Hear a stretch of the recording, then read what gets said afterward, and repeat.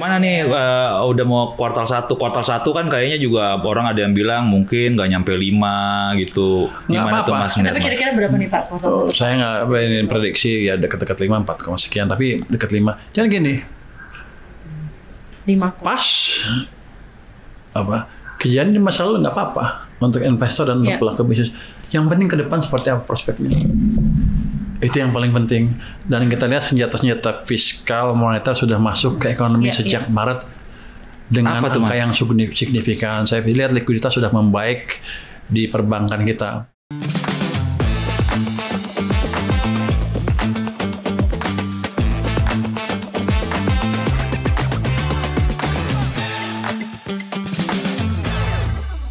Tapi kita lihat di 98 ini recovery-nya lama banget loh Pak. LE Leading Economic Index-nya. Kalau 2008 cepat kembalinya. Dan malah kalau untuk 2020 COVID itu dalam angka 1-2 tahunan aja ya Pak ya.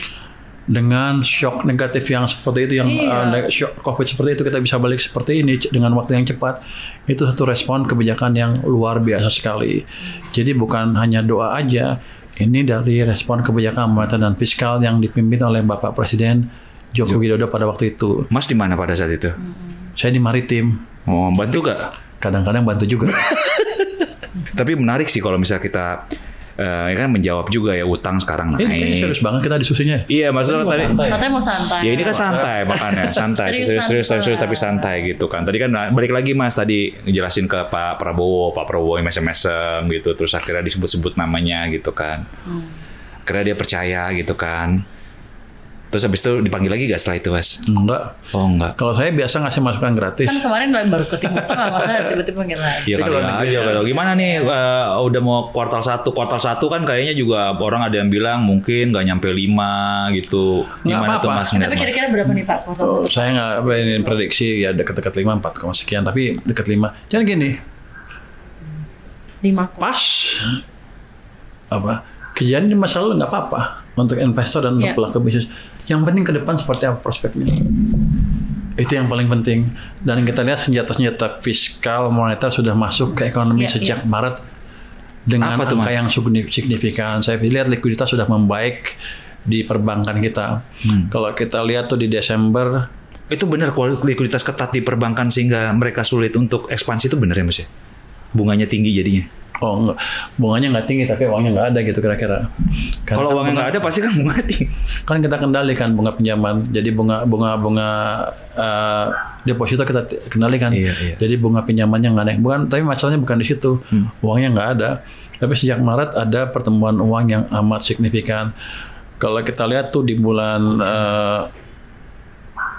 triwulan keempat tahun lalu tuh LDR sempat naik tiba-tiba dari 86 ke 88. Terus turun lagi. Sudah mulai turun lagi. Kalau kita lihat suku bunga pasar juga seperti itu. Di pasar tuh sempat naik di atas bunga LPS sedikit 1-2 basis. Januari sama, Februari mulai turun. Sekarang sekitar 13 basis point dibanding di bawah suku bunga penjaminan LPS. Artinya apa? Kondisi likuiditas perbankan sudah membaik. Jadi sarannya apa nih Mas supaya ke depan terus membaik sesuai on track? Apa yang harus dilakukan? Oh, kalau pemerintah ya belanja aja, habisin duitnya. Ada duitnya Mas programnya ya? Ada duitnya, cukup banyak di luar. Orang pikir kan tapi pemerintah kemarin malah efisiensi. Orang yang tahu kan malah kemarin pemerintah efisiensi. Efisiensi bukan berarti nggak punya duit. Di akhir tahun lalu mereka punya 800 triliun rupiah di bank sentral maupun di perbankan, unused money.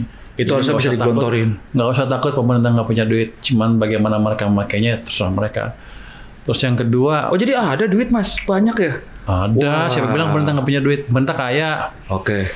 Terus kenapa? Anda misalnya Menteri Keuangan, kalau itu saya nggak ngerti. Oh gitu ya. Yang kedua. Iya nanti kita tanya kamu. Tanya bukan yang bikin. Yang kedua ya itu. Kalau yang punya rencana bisnis ya jangan ditunda. Karena kita akan ekspansi sampai dengan 2029 sampai 2032. Tuh, yang punya rencana bisnis jangan ditunda. Saat yang tepat untuk mulai bisnis saat ini. Apalagi nanti kalau saya ada kesempatan bisik-bisik lagi, wah pasti makin bagus lagi ekonomi. Even though itu tadi balik lagi Mas, tadi apa yang harus dilakukan pemerintah tadi kan menyuntikkan duit sebanyak-banyaknya ke itu. Jalankan program sesuai ini tepat waktu, jangan ditunda-tunda itu. Iya. Kalau buat yang sektor keuangannya gimana, kayak KSSK apa yang harus dilakukan, fiskal dan moneter itu lagi tadi? Belanja terus, kalau dari moneter turunin suku bunga atau gimana Mas? Moneter saya nggak tahu, itu urusan bank sentral. Tapi basically kalau di LPS sih kita monitor terus keadaan di sistem perbankan kita. Kalau kita bisa bantu, kita akan bantu menjaga likuiditas di sistem perbankan. Termasuk dengan kebijakan tingkat suku bunga penjaminan ya. Mas, tingkat suku bunga penjaminan itu seberapa ampuh sih Mas buat dorong ekonomi emangnya? Sekarang gini deh, mungkin kita tarik lagi paling basic nih. Orang tuh nggak tahu bahwa tingkat suku bunga penjaminan itu sangat penting gitu di perekonomian. Taunya kan orang cuma kalau mau nabung di bank, misalkan bunganya yang ditawarin di atas bunga LPS, berarti kalau ada apa-apa nggak dijamin gitu. Masih tahu dong Pak Pur, langsung mungkin tingkat bunga penjaminan adalah gini. Tingkat bunga penjaminan LPS adalah batas maksimum. Suku bunga deposito atau tabungan yang masih dijamin oleh LPS. Betul. Kalau perbankan ngasih suku bunganya di atas itu, maka uang mereka nggak dijamin. Kalau di bawah itu, maka uang mereka dijamin 2 miliar per nasabah per bank. Kalau Anda punya uang 10 miliar, sebar di 5 bank atau di 6 bank. Pokoknya 2 miliar per nasabah per bank. Orang taunya itu aja Mas, padahal ada arti yang ini sebagai tools juga gitu Mas ya. Artinya apa? Itu gimana tuh Pak? Artinya cost of capital perbankan juga akan ikut tingkat bunga penjaminan LPS secara nggak langsung ya. Betul. Artinya kalau bunga depositnya nggak naik, ya bunga kredit juga nggak naik. Dia nggak harus naikin bunga kredit untuk menjaga margin. Betul. Jadi bunga pinjaman juga terkendali sehingga ekonomi masih bisa berjalan terus. Itu yang terjadi beberapa tahun terakhir selama saya di LPS. Tapi Pak kan ya kalau kita lihat juga sebenarnya by historical LPS rate ini cukup stabil ya gitu ya beberapa tahun terakhir gitu ya Pak ya. Alasan tertentu dari Pak Yudi gimana nih Pak? Oh nggak ada, saya nggak punya alasan. Jadi itu ditentukan berdasarkan metode rumus-rumus tertentu, kita ikutin aja. Tapi suka ditanyakan, kalau misalnya ini lagi naikin suku bunga, LPS kapan naikin, LPS kapan nurunin, tapi ya kalau lihat selalu stabil nih Pak, maksudnya. Kita lihat itu ada formulanya, ada macam-macam kan isinya. Ada tunggu-tunggu bunga pasar, ada ini, ada itu, ada ini. Kita nggak bisa rubah seenaknya. Tapi kalau emang diperlukan kita bisa rubah karena masih ada elemen di situ discretionary pimpinan Dewan Komisioner. Tapi itu kalau dipakai konsekuensinya berat kalau kita nggak hati-hati. Jadi kita lebih cenderung membiarkan ke formula yang ada untuk menentukan berapa level bunga yang pas buat ekonomi. Biasanya pas. Oke, namun tetap berada pada level yang mendorong pertumbuhan ekonomi, ya. Gitu ya. Bahasa sopannya harus begitu deh. Iya, bagus banget. Emang ada bahasa nggak sopannya? Bahasa nggak sopannya bahwa suku bunga LPS sangat menjadi berpengaruh terhadap pergerakan ekonomi ke depan gitu kan? Oh enggak, suku bunga LPS dibuat untuk mendukung ekonomi sesuai dengan kebijakan moneter dan fiskal yang ada. Luar biasa. Itulah tujuan KSSK, Komite Stabilitas Sistem Keuangan. Ya kan? Harus berkoordinasi gitu Mas ya. Ya kan di kami ada perwakilan dari OJK, PI dan keuangan. Betul. Jadi saya nggak bisa menentukan itu sendiri. Kita selalu menentukan itu secara musyawarah mufakat. Kalau mereka keberatan kita rubah. Mas saya mau tanya. Tahun lalu banyak ini di CNBC rame soal fenomena mantap makan tabungan. Itu sebenarnya kita ngambil datanya, tim riset kita dari data LPS gitu kan. LPS kan tiap bulan ngeluarin data indikator simpanan yang masa 100 juta, 2 miliar gitu.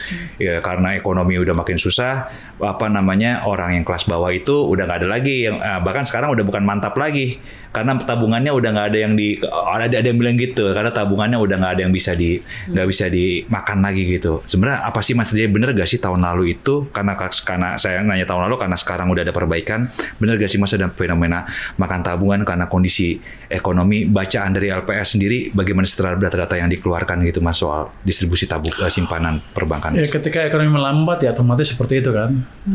Yang pasti ada pemecatan di tempat-tempat tertentu ya. Yang kena duluan biasanya yang bawah-bawah kan, yang bisa dikorbankan oleh perusahaannya. Ya jelas memang di datanya ada penurunan yang cukup signifikan. Kalau kita lihat sempat tumbuhnya lambat sekali untuk income yang di level bawah.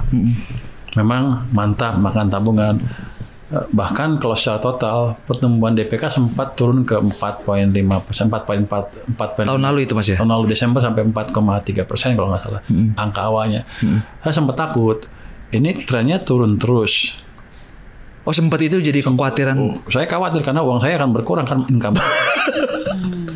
Nah jadi kita lihat jadi itu yang membuat saya monitor ekonomi seperti apa. Januari membaik naik ke 5,5. Februari naik lagi. Maret naik lagi. Wah, berarti ada perbaikan yang signifikan. Jadi betul tahun lalu emang ada perlambatan ekonomi, dampaknya seperti itu ke dana, ke kehidupan masyarakat dan ke daya mereka, kemampuan mereka untuk menabung. Tapi ketika ekonominya membalik, ya semuanya membalik lagi. Sekarang udah 5,7 itu mendekati level normal. Kita prediksinya 6 lah di normalnya dulu. Ya. Jadi ada perbaikan yang real di ekonomi. Dan itu sudah dikonfirmasi juga oleh masyarakat ketika disurvei. Mereka faktor bilang utamanya apa sih bagus. Pak? Januari sampai Maret ini ada pertumbuhan ekonomi yang kembali baik lagi, ataukah karena yang baik karena memang sempat bottoming up di Desember, jadi perbaikan yang relatif gitu, bukan perbaikan yang Tapi apa pemicunya gitu ya? Apa? Pemicunya apa gitu ya? Pemicunya Apakah ada bansos, suntikan ke masyarakat atau gimana gitu Mas? Ataukah ternyata emang bener tuh yang voucher listrik itu benar-benar bisa dialok, jadi akhirnya masyarakat jadi bisa ngalokasin buat konsumsi. Bisa nabung gitu ya? Enggak, Anda kan pernah belajar ekonomi kan? Kalau teori permanent income hypothesis, kalau naiknya income zaman sementara, nggak akan mempengaruhi konsumsi. Oke. Ngerti masih ingat? Iya. Masih ingat? Masih ingat Pak? Kita tes dia. Dia kan Dosen. Jadi bukan dari situ. Tapi kenapa? Jadi ekonomi kita membalik di setiap siklus di 2008, 2020 bukan terjadi otomatis. Apa tuh Pak? Karena intervensi kebijakan yang pas dengan jurus yang pas. Kebijakan apa Mas yang ada Mas? 2020, 2028 udah saya 2008 udah saya ceritakan tadi kan. Iya. Ekspansi fiskal, bunga turun, uang diganti. 2020 sama juga. Sempat kita salah kebijakan, kita mengeringkan sistem keuangan, uangnya dikurangin habis sampai minus 15% lebih, sama dengan bulan Maret 2023 di Amerika ketika SVB jatuh. Sampai seperti itu keadaan kita pada waktu itu. Kemudian dibalik. Uangnya ditambah ke sistem, likuiditas ditambah, fiskalnya juga digenjot, balik. Nah yang sekarang juga sama. Likuiditas tadi itu Mas ya, likuiditas akhirnya digulirkan lagi Mas ya. Jadi kita likuiditas itu kunci ternyata ya.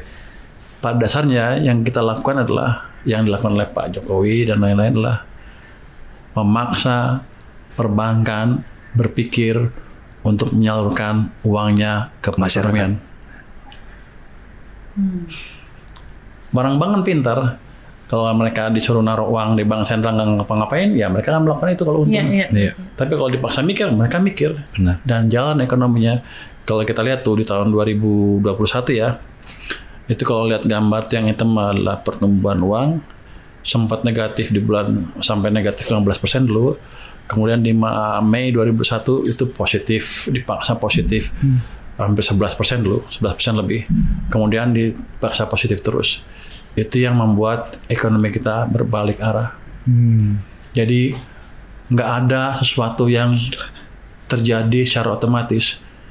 Kita sudah mampu mengendalikan ekonomi dan mengendalikan krisis apapun bentuknya. Yang sekarang terjadinya kapan?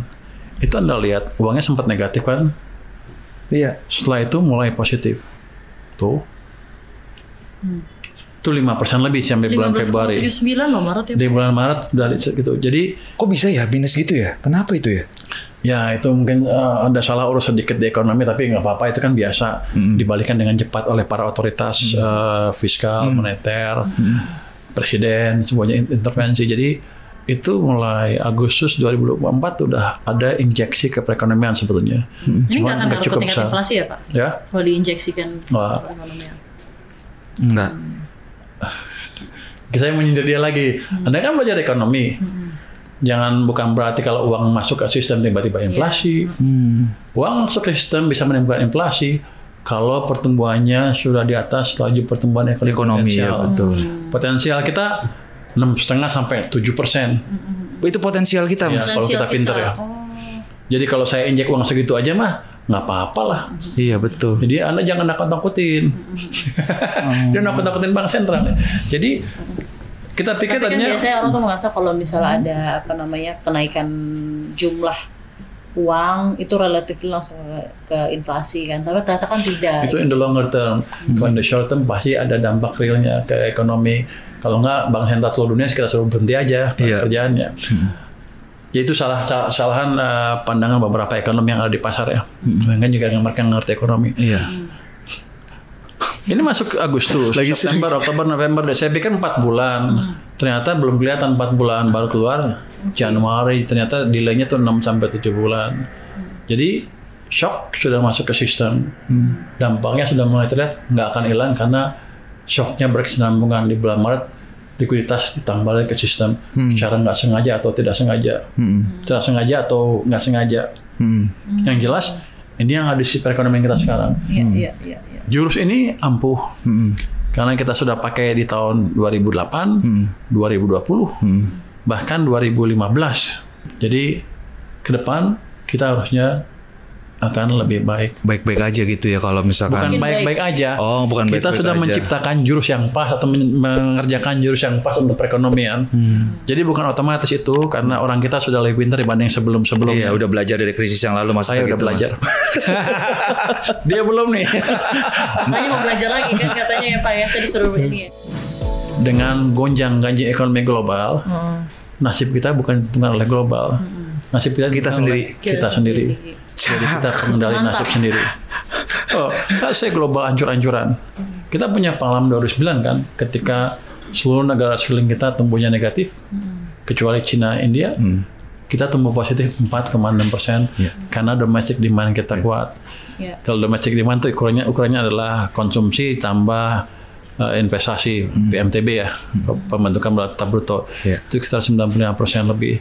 Tapi kalau let's say orang, masih gede banget, ya udah yang ekspor kita keluarin deh, itu 25%, kita masih punya 75%. Dan sekarang 25% itu lebih rendah dibandingkan di tahun 2009, waktu itu sekitar 29%.